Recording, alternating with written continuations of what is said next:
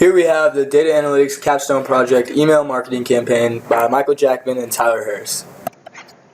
For our project description, our overall goal of this project was to find out which email marketing campaign worked the best and how we could improve the success of future campaigns.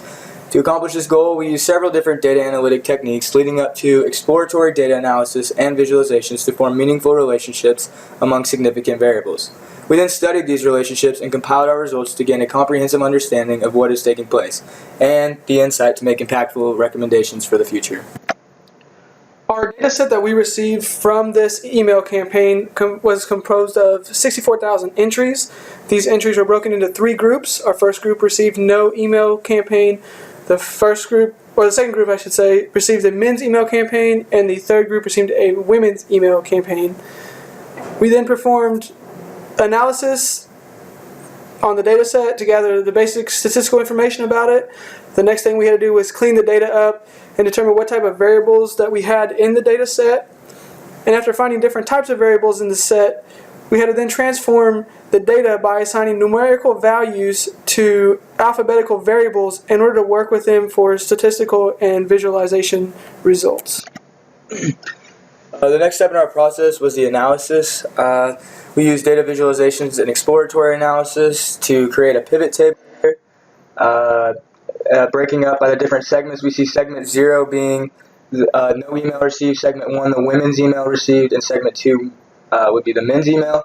And we can see over here how much total dollars spent in relation to each email segment. Here we have our first graphs that we used. We broke this out into the different email segments and compared it to the amount spent, the conversion rate, and the visit rate. We see here that the men's email campaign prevailed in all three of these categories, and thus is why we're saying that the men's email campaign performed best overall for this advertisement campaign. Next, we'll take a look at the different email segments in comparison to their zip codes. We can see here in comparison to amount spent, the men's email performed the best in suburban areas, whereas women's email performed the best in urban areas. Moving on to total conversions, we can see that these results hold true for both the men's and women's email segment of the campaign. And lastly, looking at the total number of visits, men's is at the exact same place in suburban areas, but women's takes a slight shift where more visits are being made by suburban areas of the women's campaign. Next, we had to do some analysis with different predictive models. This was after we created our visuals. We constructed different predictive algorithms so we could predict our Y value for this campaign. Our Y value was actually visit to the site after the campaign was sent out. We used different modeling techniques to try to find the best model for predicting visit. The three that we used were logistic regression, decision tree, and the k-nearest neighbor algorithms. Once we had built these models, we then had to test them. We took the data set and split it into two different sections. The first section was used to actually create an algorithm using the three different models, and then we would use the second section to determine how well these models predicted the Y value. Again, the Y value was our visit to the website after the email was sent out.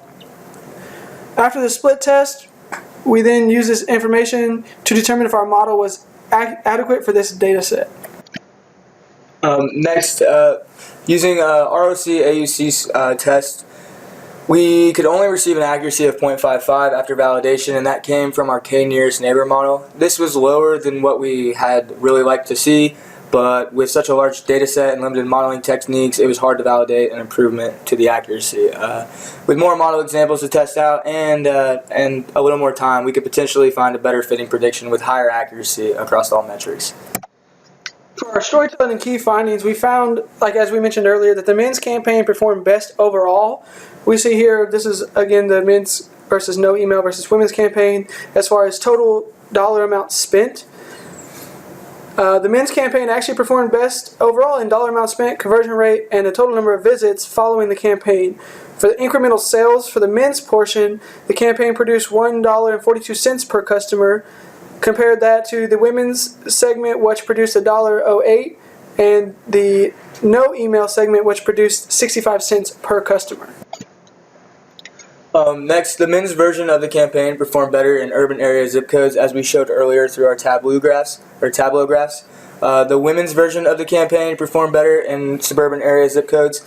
And one of our odd findings through a simple pivot table was that all customers in the top 3 spending categories were newbie customers. These are ones that have purchased from us in the past 12 months, so we would want to be sure to include them in our next campaign. Our next step and final recommendations. Going forward, we are going to make a couple recommendations here that will help improve future campaigns that will be sent out by this company. First, we would think that you would want to send out more men's merchandise emails, as this was the most successful campaign that they had in terms of the 3 different categories we looked at. But again, men's campaign as far as attracting visitors and then spending money at the site was the best. Next, we recommend targeting men's merchandise emails to suburban area zip codes, where women's merchandise emails would be better suited for urban area zip codes. Lastly, in future campaigns, it would be beneficial to send advertisements to newbie customers. Those are the customers who have purchased from us in the past 12 months, as they were the top spenders in history segment 4 through 7 in our campaign. The newbie customers spent the most money per transaction, as mentioned earlier, and should definitely be targeted. Finally, we would recommend targeting suburban areas, as these are the most profitable areas overall for our campaign in terms of dollars spent, conversion rate, and visits to the website. Thank you all very much.